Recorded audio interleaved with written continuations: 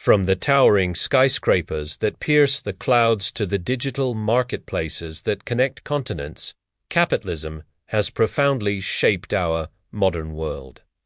It is an economic system rooted in the pursuit of wealth, innovation, and individual ambition. Yet, beneath its gleaming surface and relentless drive for plenty lie deep philosophical questions that cut to the heart of what it means to be human, to live a meaningful life, and to build a just society. We celebrate its efficiency and its capacity to generate prosperity, yet we grapple with its shadow, inequality, environmental degradation, and a pervasive feeling of emptiness despite material abundance. Has the pursuit of plenty become an end in itself, rather than a means to human flourishing? This isn't just an economic analysis. It's a vital philosophical inquiry. What are the ethical underpinnings of capitalism? How does it influence our search for meaning? And in its relentless pursuit of growth, are we losing sight of the fundamental quest for a truly just and equitable world? To understand capitalism's impact, we must first trace its philosophical lineage. While economic systems have existed for millennia, the modern form of capitalism has distinct intellectual roots. Adam Smith, often considered the father of modern economics, articulated key principles in The Wealth of Nations. He proposed that when individuals pursue their own self-interest in a free market, an invisible hand guides these actions to collectively benefit society. His vision, however, was rooted not in pure greed, but in a moral framework articulated in his earlier work. The theory of moral sentiments, where empathy and a concern for others were integral to a functioning society. Smith believed that individuals would act with a degree of virtue, and that competition would naturally lead to better products and lower prices for all. However, the philosophical justifications for capitalism have evolved. Thinkers like John Locke, whom we discussed in our last video, linked property rights to natural rights and labor.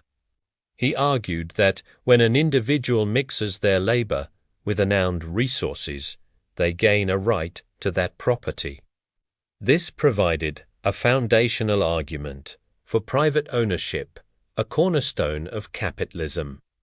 Later, the utilitarian philosophy of Jeremy Bentham and John Stuart Mill, another familiar figure, provided further justification. Utilitarianism suggests that the most ethical action is the one that maximizes overall happiness or utility for the greatest number of people. From this perspective, capitalism could be seen as the most efficient system for generating widespread wealth and improving living standards, thus maximizing utility. These ideas formed the bedrock of a system that promised prosperity and efficiency.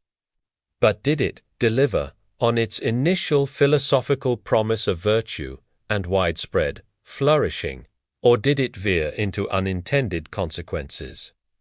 Not all philosophers viewed capitalism through such a rosy lens.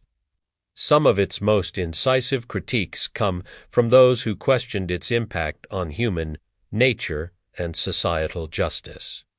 Karl Marx, perhaps capitalism's most famous critic, fundamentally challenged its premises. He argued that capitalism inherently creates a system of exploitation where the owning class, bourgeoisie, profits from the surplus labor of the working class proletariat. For Marx, capitalism wasn't just an economic system.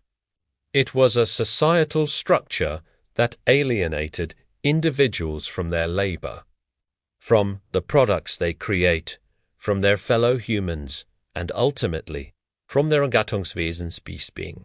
Marx believed that this alienation led to a dehumanizing existence, where work became a means to an end, survival rather than a source of fulfillment or self-expression.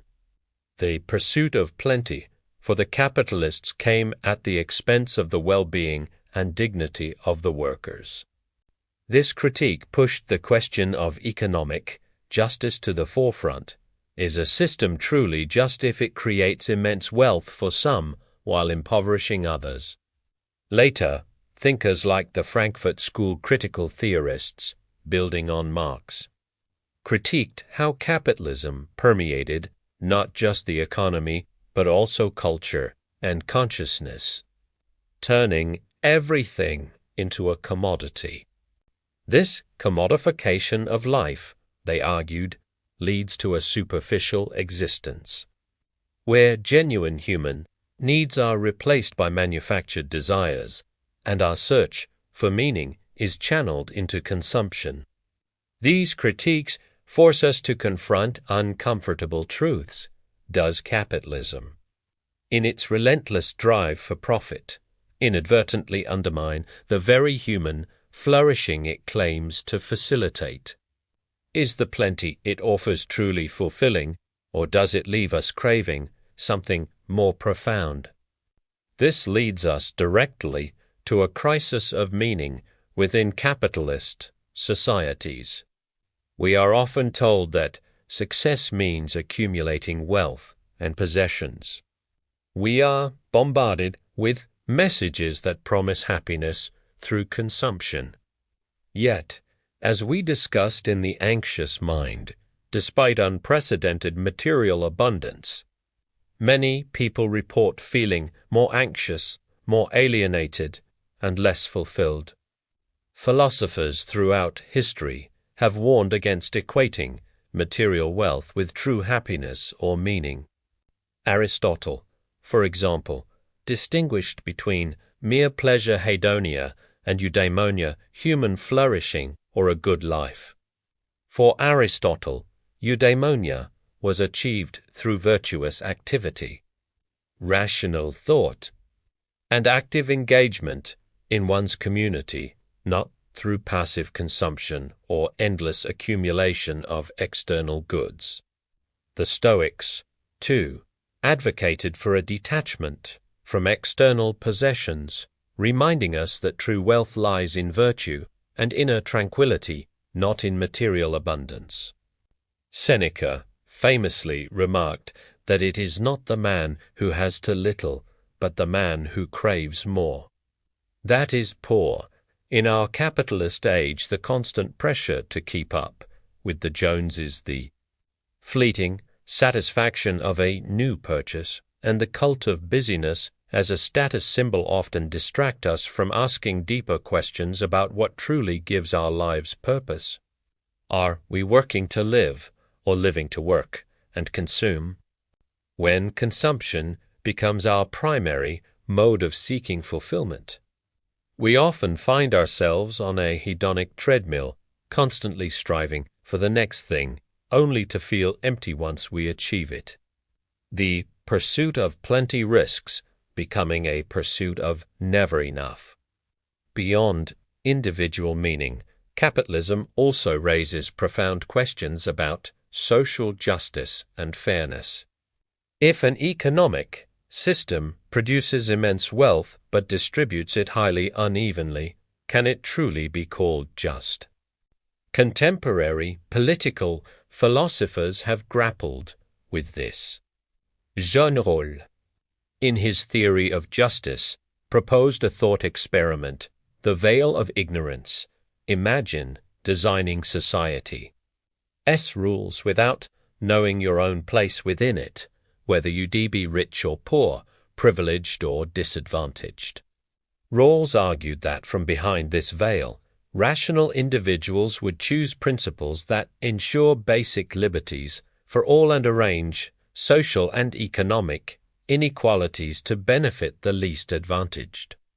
This suggests a strong ethical imperative for addressing inequality within capitalist systems. Similarly, Amartya Sen with his capability approach, argues that development and justice should be measured not just by economic output, but by people's actual capabilities and freedoms to lead the lives they value. Does capitalism genuinely expand these capabilities for all, or only for a select few?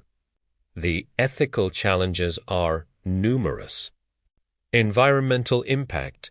The relentless drive for growth often prioritizes profit over planetary well-being, leading to climate change and resource depletion.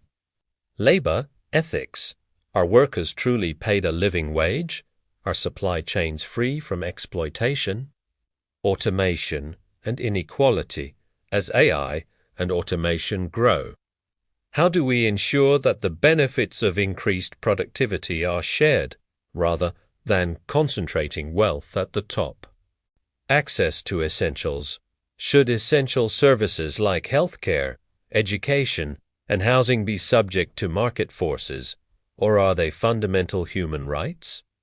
These questions compel us to examine not just how capitalism functions, but for whom it functions and at what cost.